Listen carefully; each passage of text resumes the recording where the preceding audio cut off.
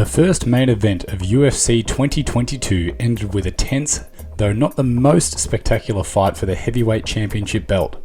Francis Ngannou and Cyril Gan fought at an average pace for all 5 rounds. The reigning champion acted with noticeable superiority and deservedly retained the title. During the announcement of the judge's decision, there was a slight confusion. Instead of Dana White, who traditionally hands the belt back to the winner of the title fight, Ngannou was awarded by UFC matchmaker Mick Maynard. Of course, the champion immediately noticed the switch, as did everyone around him. Curiously enough, Davidson Figueiredo, who fought in front of Ngannou, got his belt from White's hands. But Ngannou was not approached by the UFC president, and even skipped the press conference, where the main character was the same Ngannou. Yeah. Wow.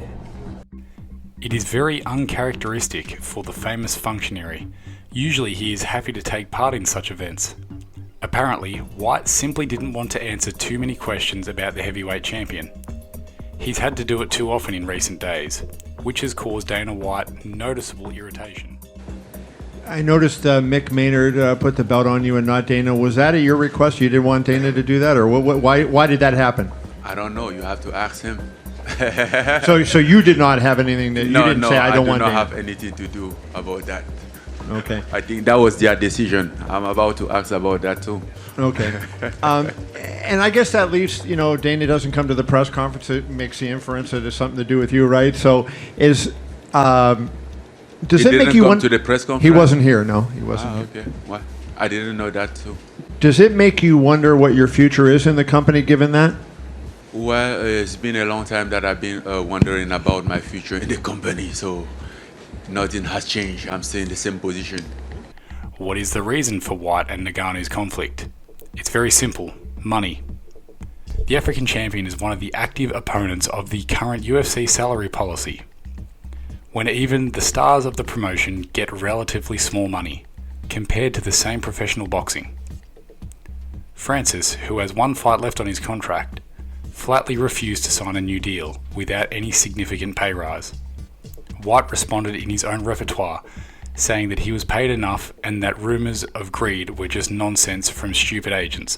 Does it feel like going in like this is going to be Francis's last fight in the UFC? Like, do you have that kind of feeling, or do you feel like you want to keep him around and move forward with him? How does it feel going into this? I honestly don't know. And my philosophy has always been, listen, if you don't want to be with us, that's not fun for anybody. So, we'll see how this fight plays out, and we'll see where we go from here. Like I said, I've been saying this now for 2 weeks. I ran into him 2 weeks ago at a restaurant, and literally our tables were right next to each other. So the universe kind of got us together, and we talked, and we had a good conversation. It was something that needed to happen one way or another. However this ends up, that conversation needed to happen. It did, and it was a very good conversation, and we'll see how it goes. Although Dana doesn't seem to care about Ngannou's departure, it's clear that the Predator's impending transition to boxing will be a huge reputational failure for the UFC. This is gonna happen either way, and even if I stay,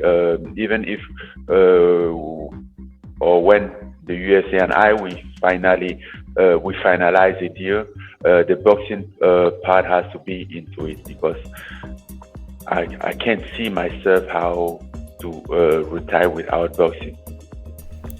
The president is eager to negotiate with Francis, but so far it looks like the champion has really had his last fight in the organisation. So White took offence to the Cameroonian by refusing to go him in the octagon. Surely he was hoping for a Cyril Gan win, in which case he'd be able to let Ngannou go free without any major losses. But no one appreciated White's frankly childish act. Ngannou just grinned at journalist questions, stressing that he doesn't know the reasons for the UFC president's absence. Ordinary fans even harshly condemned the functionary in the social network comments. Bad boy Ngannou hurt Dana. White is acting like a child. I think the president needs help, and so on. So far, White's refusal to give Ngannou the belt looks like a gesture of desperation. The famous president is close to losing his big star. which may just be the beginning of the exodus of major faces from the UFC. The all-powerful head of the UFC, Dana White, has a lot on his plate. Organising fights, signing contracts, patiently dealing with cranky stars, and much more. But in 2021, the functionary had a new headache. The famous video blogger Jake Paul, the internet star, had a passion for boxing and began actively pursuing big fights that attracted sizable audiences. It almost wouldn't have concerned White if Paul hadn't started beating former UFC stars in the ring. First, Ben Askren was knocked out, and then former champion Tyron Woodley was knocked out. By doing so, Jake struck a blow to the sport's reputation of the promotion. It turned out that a guy who had been engaged in boxing for a couple of years could easily take out the UFC legend in the ring. But the blogger went further and poked into Dana's more sore spots, finances, and more precisely, he again brought up the topic of low earnings of the UFC fighters, who for years have been complaining about White's greed. It's no secret that the promotion has long turned into a real money-sucking vacuum cleaner, but the athletes get almost nothing from the super profits. Top boxers who fight for big money are a completely different matter, starting with indirect attacks on the head of the UFC. Jake Paul soon moved on to tax Dana, who is no longer helped by ignoring tactics. Jake constantly chides his opponents for greed and stupidity, promising to destroy his business. The famous functionary recently went on a retaliatory attack, claiming that Paul successfully saddled himself with the role of advocate for the disadvantaged by boldly proposing dramatic increases in fighter salaries, providing them with long-term medical care, and calling for a fair division of the UFC's profit pie. Dana, I accepted every part of your challenge. I said I would fight Masvidal in MMA. Steroid test me whenever the fuck you want. It is 2 weeks after my fight, and I am a fat bitch. I don't do steroids, and I take it as a compliment because there's no other excuse to me knocking out. If you steroid test me, then I want to steroid test every one of your fighters. Ooh, you want to do it though. And everybody else needs you, Dana. I'm the only person that doesn't need you. And I don't give a fuck about you. But all these people, all your fighters, all of them, they can't say shit because you'll just bench them. You met your maker. I'm not going to stop. Welcome to the show, ladies and gentlemen. The bottom line, Dana, is that you won't add healthcare for your fighters because you don't give a fuck about them. And you're too much of a greedy bitch to pay your minimum fighter more than $12,000 for risking their lives, which is what a janitor makes. You need to pay them $50,000, Dana. Stop avoiding my points. I believe that you're a cheater, and I believe that you use steroids. So I want to randomly steroid test you for the next 2 years. And that thing that you came out with today, nobody on earth thinks that you really wrote that. You're too stupid.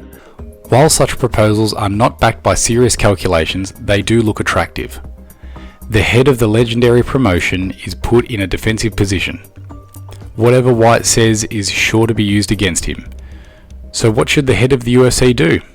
Of course, there is an option to fulfill Paul's request. To put him in the ring with the current top of the promotion, like Jorge Masvidal and Khamzat Chimaev. These guys have a much better chance of cracking down on the noisy blogger in the ring, thereby drastically reducing his level of fearlessness. But it's unlikely that White would want to go after Paul. In addition to bringing him millions of dollars, there is another nuance. It is not impossible that Paul will once again win a sensational victory. His new success would be a brutal blow to Dana White and the prestige of his promotion. So Paul is unlikely to face a current UFC fighter.